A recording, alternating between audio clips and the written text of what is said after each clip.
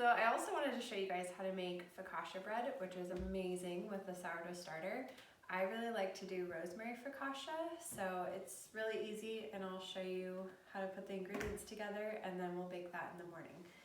So I have 2 cups of warm water, and it calls for a whole cup of sourdough starter. You can tell it is still nice and active. All the bubbles floats to the top. You mix that up well. And I'm using a mixing bowl for this just to make it go faster. But it's 2 tablespoons of olive oil. And I happen to have a rosemary flavored olive oil. And it is 1.5 teaspoons of sea salt. And then 4 cups of flour. And the dough hook just makes it go easier, especially if you're getting a bunch of different doughs together. It can get a little tiring to mix everything by hand. Okay. So we'll get this stirring while we add in our mixture.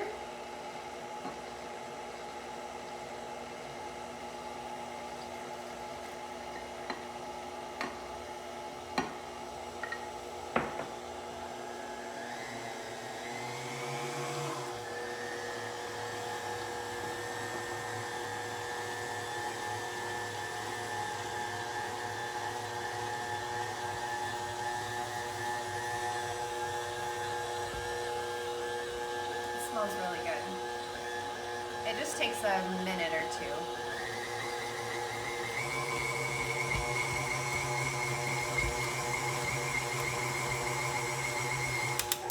Awesome. So that is done. And it will be very sticky. Try to clean it off as best as you can.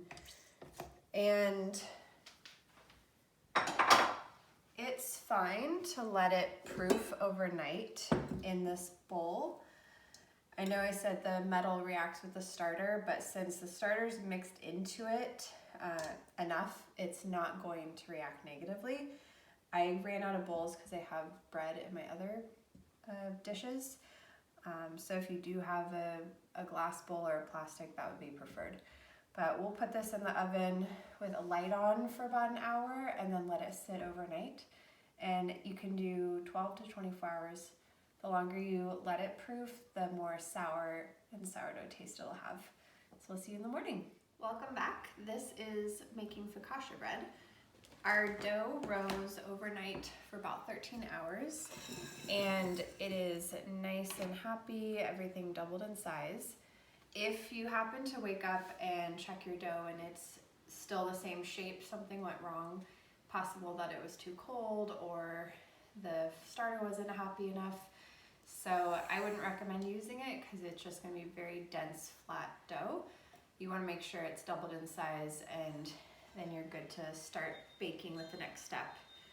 Focaccia bread is very sensitive in that there's a lot of air bubbles that are in this dough.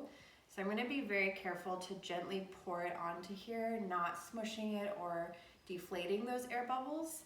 And we'll just take it very slow and easy process with this. So on this sheet, I've greased it well with olive oil, put a very generous amount on there.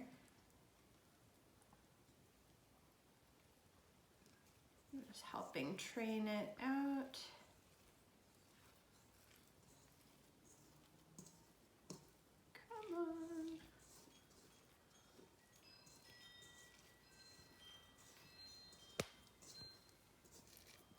And if you remember, this dough was very sticky when we first made it. So it's still pretty sticky. All right. So we managed to keep still a good amount of the air in. You're gently just gonna use your fingers to spread it over the whole pan and just you know, being as careful as possible. It's not going to be perfect, but we just want to try to preserve as much of the fluffiness in there.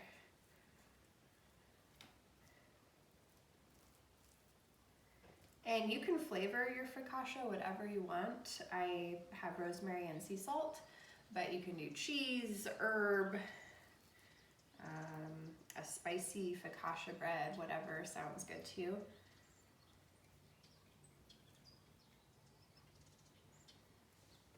And it's very elastic, so it's not going to completely spread perfectly over the whole pan, and that's fine. It doesn't have to be perfect. It will expand when it's cooking in the oven. So for the most part, this looks fine. Your next step is to just take your fingers, and I'm going to get them oiled so they don't stick. And I'm pressing, need a little more, pressing into the dough to create these indents. And this will help keep the focaccia light and fluffy when it's baking.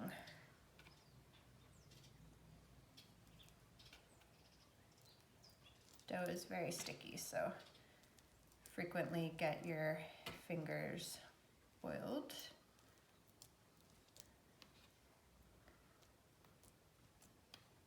So you just do this all the way through.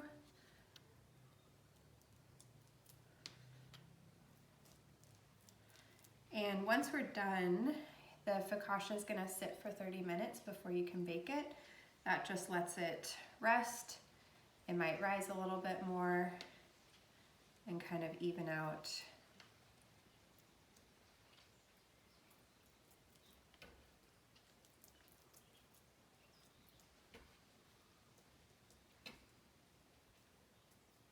And it smells amazing.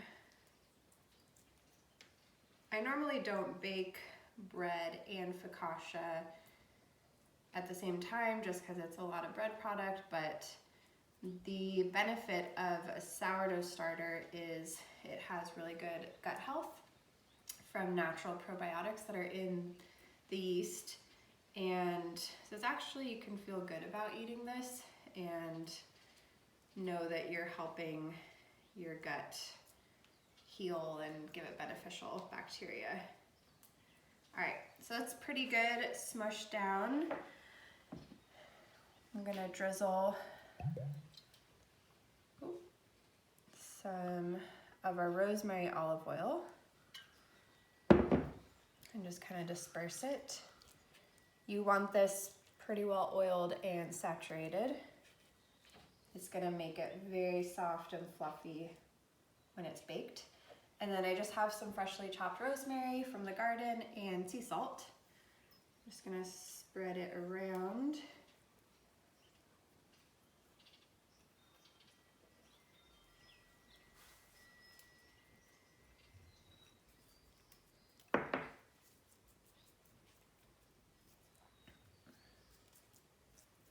Okay, so I'm just gonna let this sit on the counter for 30 minutes. You don't have to worry about covering it or putting it in the oven like a warm spot. And then after 30 minutes, we'll pop it in the oven to bake. And it's 450 for 20 to 25 minutes or until this is golden brown, and you don't cover it when you bake it either. So we'll stay tuned.